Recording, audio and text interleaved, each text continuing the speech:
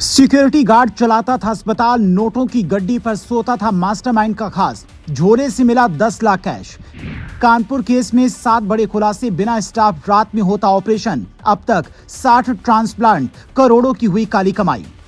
पीड़िता की खुली पूरी कहानी, प्यार के चक्कर में बेची 18 बीघा जमीन, अब किडनी बेचकर दूर करना चाहता था गरीबी।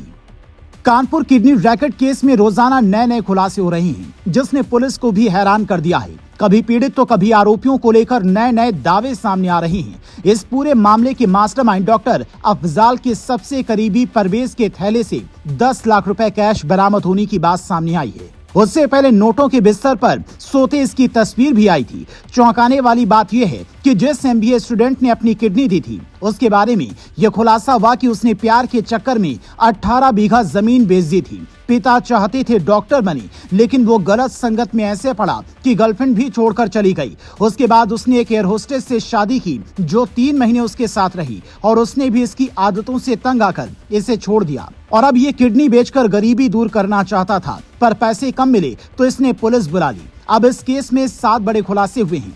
खुलासा नंबर 1, बिना स्टाफ के अस्पताल में रात में ऑपरेशन होता, सर्जन की स्पेशल टीम बुलाई जाती और अब तक 50 से 60 किडनी ट्रांसप्लांट हो चुकी हैं। खुलासा नंबर 2, मेरठ का डॉक्टर अफजाल इस पूरे नेटवर्क का सरगना था, जो टेलीग्राम पर ग्रुप बनाकर डोनर रिसीवर का संपर्क करवाता, शिवम की मदद से डील करवाता। खुलासा नंबर 3, जालौन का रहने वाला शिवम 15 साल पहले कानपुर मजदूरी करने पहुंचा था। वहां पर एम्बुलेंस चलाने लगा। इसने 2 शादियां की। इस रैकेट से जुड़ा तो खुद को डॉक्टर कहने लगा। खुलासा नंबर 4, 20,000 की नौकरी करने वाला अजय नाम का सिक्योरिटी गार्ड पहले स्टार हॉस्पिटल का मालिक था, जो बंद हो चुका है। खुलासा नंबर 5, साउथ अफ्रीका की एक महिला का भी ट्रांसप्लांट किया। इससे विदेशी कनेक्शन होने की आशंका भी गहराने लगी। खुलासा नंबर 6, इस पूरे रैकेट में शामिल डॉक्टर रोहित लोकेशन छिपाने के लिए नई नई तरकीब अपनाता था। खुलासा नंबर 7, शिवम की तरह दिल्ली में नवीन पांडे नाम का इनका एक एजेंट था, जिसका ऑडियो भी वायरल हो रहा है। इस ऑडियो में ये कहते सुना जा रहा है